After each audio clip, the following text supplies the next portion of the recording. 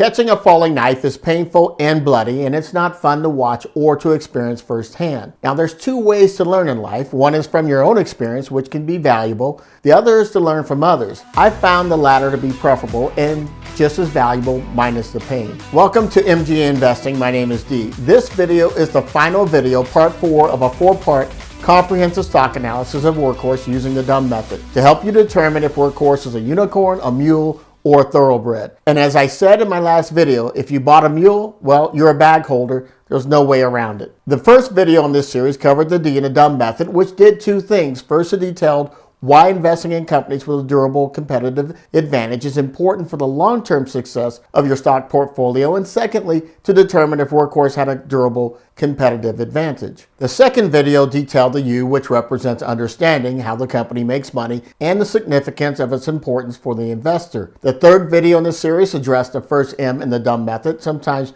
referred to as M1, which demonstrated how to measure management effectiveness and why it's important. You can find all three videos in the links below in the description. This fourth and final video of this 4-part comprehensive Workhorse stock analysis will discuss margin of safety. The D.U.M.M method, if you've watched any of my other stock analysis, is an easy to replicate and reliable method for analyzing an investment without the need for sophisticated math, spreadsheet skills, or stock analyzing software. My assertion is if you can read, you can analyze. It's a stock analysis process I've used successfully for nearly 2 decades, and a quote that I will remind all of my viewers of in each of my stock analysis videos from D.U.M.M, who said, if you can't describe what you do as a process, you don't know what you're doing. That's how important a process is. If you've watched enough of my videos by now, you know that having a process is essential to long-term success in the stock market. It adds needed structure and consistency to the decision-making process and neutralizes emotions and biases from the buying and selling decision that often cloud good judgment. The second M in the D.U.M.M method, also known as M2, is focused on margin of safety. This is about identifying an optimum stock price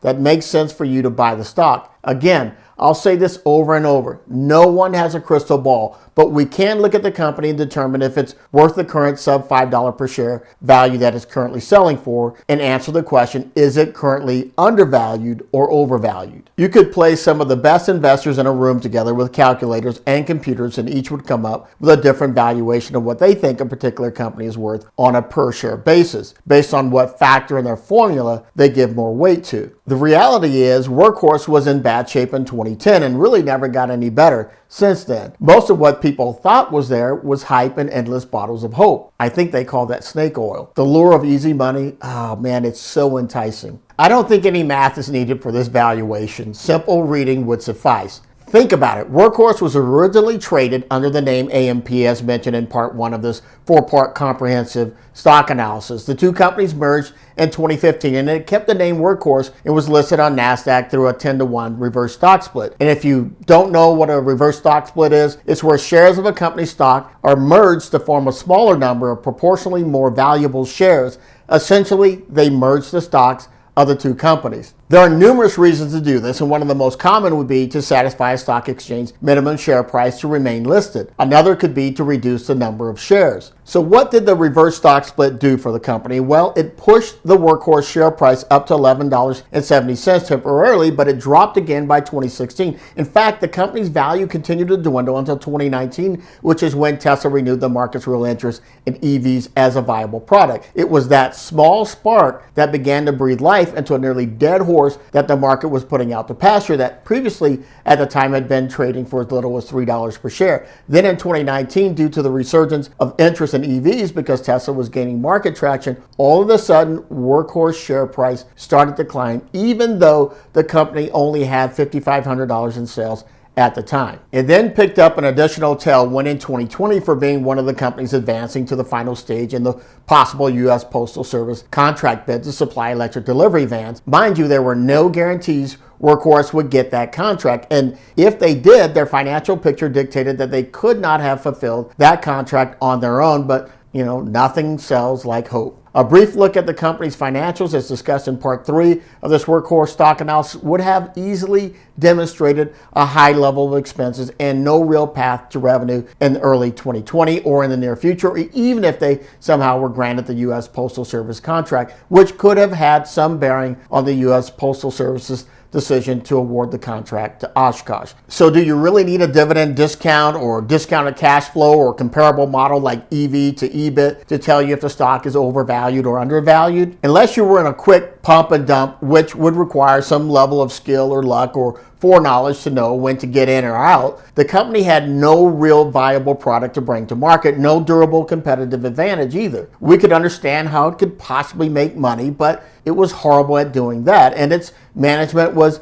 bad at growing the business. All of this dictating to me that even at today's $3 a share, some 12 years later from when it was previously selling for the same price before its 10-to-1 reverse split, it may still be overvalued. Remember, you don't have to be on the ground floor to get the most out of a stock opportunity. I didn't buy my first Apple stock until 2013, 33 years after the company got started. I didn't buy Amazon until it was $700 a share. I never bought Tesla until 2015. I bought Facebook six years after its IPO. Timing isn't everything, but picking good companies based on a solid process is. The ground floor is for the super rich or the super vulnerable. The former can wait it out and the latter doesn't know any better. If you have limited funds on hand and you want to build wealth in the stock market, you can't have a portfolio full of unicorns and hope for the best. As General Schwarzkopf said, hope is not an effective strategy. Nor can you afford a portfolio full of mules, which would be necessary to carry all those bags you'll be holding. In conclusion, I would have to say in this final analysis that Workhorse would not have appeared to be a good investment in my portfolio at any time. It certainly would not today. It just did not score well against any of the D.U.M.M criterion. Some opportunistic traders hyped it up for a successful pump and dump and took advantage of the less astute investor